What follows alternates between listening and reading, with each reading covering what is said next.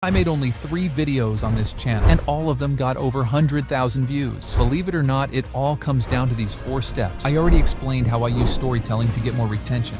Now it's time for step 2.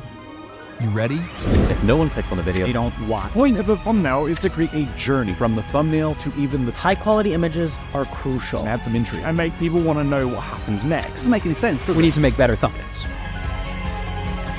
I don't mean these guys are wrong, but let's be real. You already know all these basics. Even if you don't, they're just common sense. Do you really need to be told to keep your thumbnail simple 5 different times in 5 different videos from 5 different gurus? I guess not. So here's the full guide on how to actually make a thumbnail that gets clicks. We will go from the design rules I use to thumbnail types, getting inspiration, branding, word choice, visual effects, testing. The first rule is pretty simple, but it takes your design from a mess to a piece of art. Just take any popular YouTuber's thumbnail and draw 4 lines like that. Do you see what's going on there? Almost all of them, even my thumbnails, follow these lines at the core. Well, you might know the rule of thirds from photography, which basically says put the objects over these lines to get a nice shot. That's why almost every channel has a thumbnail like this, because it works. So just add those lines to guide you throughout the entire design. Trust me, it's a game changer. We'll come back to the layout, but before that, we need to choose a color. You probably heard people talking about the color wheel. The idea is to get enough contrast in your thumbnail. You should choose 2 opposite colors from this circle. And if you dive deeper, you would see there are more techniques that's used to get fancy combinations. But here's the plot.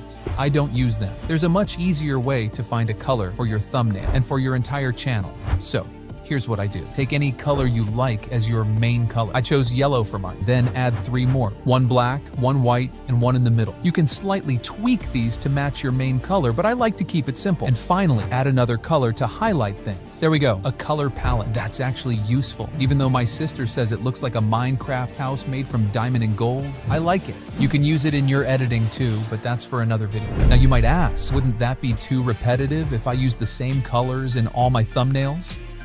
That's right. The solution is simple. Just change the highlight color. That way you can keep the fresh vibes while still being recognizable by your viewers.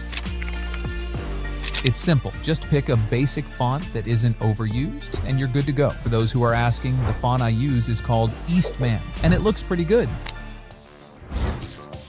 Alright, we talked about the rule of thirds and how to make a good layout. It's nice, but you can't just invent something new in this square for every single video, right? Well, you don't have to. If you paid attention while browsing on the homepage, you may already have catched some thumbnail types that most YouTubers are using. Shout out to this legend for breaking them down into 21 categories. But here's the best 10 that will work for 99% of the time. YouTubers like Airrack and MrBeast use that style all the time, but even if you're not an entertainment channel, you can still use this type of thumbnail. Take a look at this. Hey, what's he doing? Dude, put that chicken down. Oh, this is how airplane engines are tested. They test it with chickens? See, that's the target emotion of these thumbnails. Just shock the viewer while scrolling on the homepage and make them click. It's easier to say, but think about what you have in your video that would shock the viewers. Of course, big things always get more attention. Don't take this out of context. People are curious to know what a $50 million house looks like or how this dude earns $900 just by listening to music until they realize he doesn't. Among all those over-edited and screaming thumbnails, another way to stand out is keeping it really simple. Just an interesting chat from Discord, a chair, a red button, or this thing. Whatever this is may get more attention. It's usually just a screenshot from the video and a simple question that makes you curious to know what's going on. Channels like Dr. Insanity or Zach are doing it so good that it makes it impossible to skip.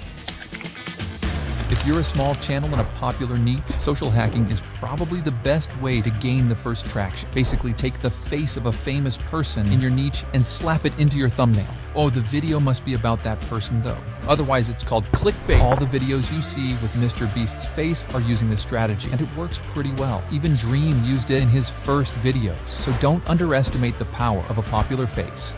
All right, let's speed things up. This is the style you see all over YouTube, just the creator next to something bigger. Yeah, the one I use in this channel. Basically an interesting text at the top to give more context about the video. It can be anything to compare to, before and after, something cheap versus expensive, iPhone versus Android, Fin versus AI. You got the point. blurring the main character or the final result, so people have to click to find out.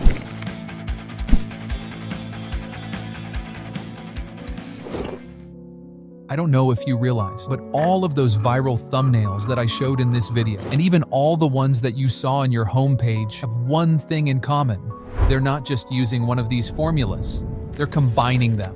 Look at Mr. Who's the Boss's series where he buys every release of a tech, like iPhone or PlayStation. I showed you this in big numbers, but if you look closer, you would see that he also uses header comparison, and even social hacking formulas all at once. Or take a look at this chair. Which types could you spot? It's branded because of their logo right here. It's simple because, well, there's nothing else than a chair. And it's using social hacking because everyone saw this chair at least once. We can even include it as a weird object. If you think chairs are weird, even I used big numbers and header styles in my first video on this channel. I wouldn't say it's very creative, but it worked for sure. I can go on with all the thumbnails that I show, but the idea is choose 2 or 3 styles, combine them, and try to stick to it for around 5 videos. It will make your audience understand it's your style, but don't stick to it for too long, because using the same formula 100 times would probably make the viewers feel like you just keep repeating yourself, and it will lower the chances of click, unless you're a reaction channel.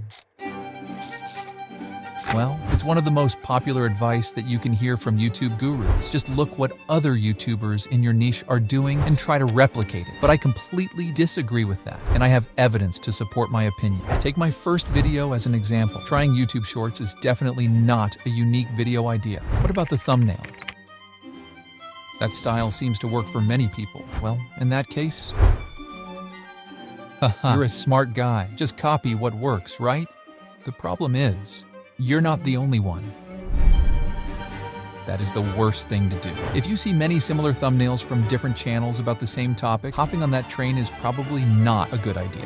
If so many channels are already doing that, it's the cliche thumbnail now, and your audiences are basically the same. So there's no reason for people to click on your 0-view video instead of their 100K. Even worse, people will probably notice they're too similar, and you might become just a copycat of your competitor. So what should you do then? You can't reinvent the wheel for each new video, right? Well, just kidding. Of course, it's not really possible to do that. If you're posting consistently, sooner or later you'll run out of thumbnail ideas. And when that happens, you should just look at channels outside your niche. For that video, I went through the channels I follow in completely different niches and came up with this thumbnail. Same thing applies to almost all of them. So get inspiration from the channels with different niches. That will make your video stand out from the crowd because your audience with those channels are different. But it's the same with all these other channels. So when it appears alongside those, yours will be much more likely to get more attention. Experimenting with new things is always good, but just try to keep the core elements like colors, fonts, and style consistent. That makes your audience notice your video on the home screen way faster, and with enough time, boosts the CTR. This is where you gotta be creative. You can use a big number if that suits your video, a bold statement opposite of a common belief, or just a title that represents your video. If nothing fits well, leaving it blank is always an option. Congratulations, you just learned how to make a viral thumbnail. Right? I don't think so. Look, you learned the theory, which is really important, but it doesn't mean anything if you don't know how to use them. Most people will probably close the video at this point, take all that information, and go make a thumbnail like this. But if you stick around, you'll learn how I turn this into this.